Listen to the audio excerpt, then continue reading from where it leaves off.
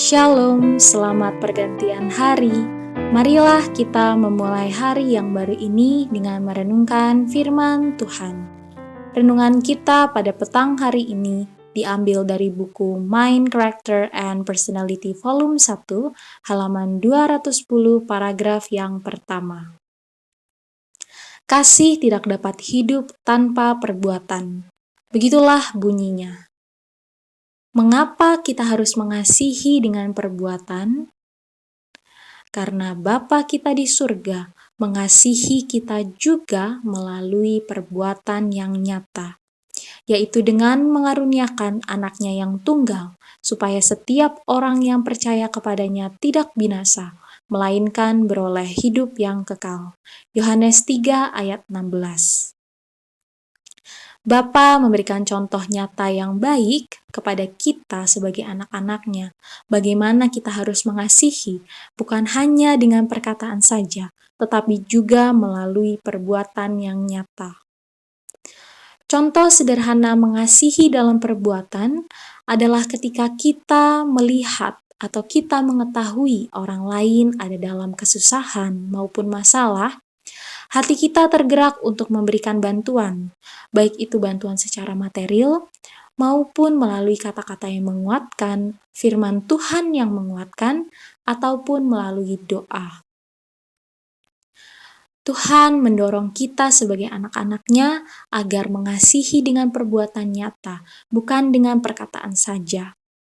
Karena kasih yang hanya sekedar diucapkan saja tidak akan ada artinya apabila perbuatan kita tidak disertakan di dalamnya.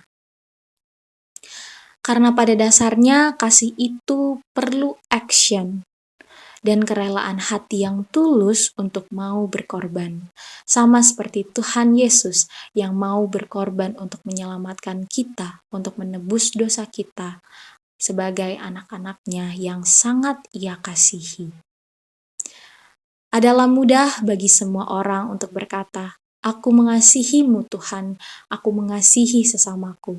Tetapi mempraktekkan kasih dalam sebuah perbuatan yang nyata, tidak semua orang mau melakukannya.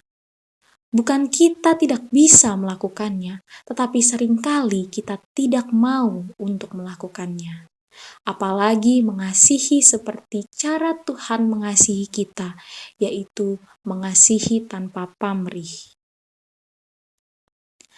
Selain itu, kita juga harus memikirkan, kita juga harus merenungkan, apakah kita sudah mengasihi dengan melakukan tindakan yang benar, yang sesuai dan seturut dengan kehendak Tuhan?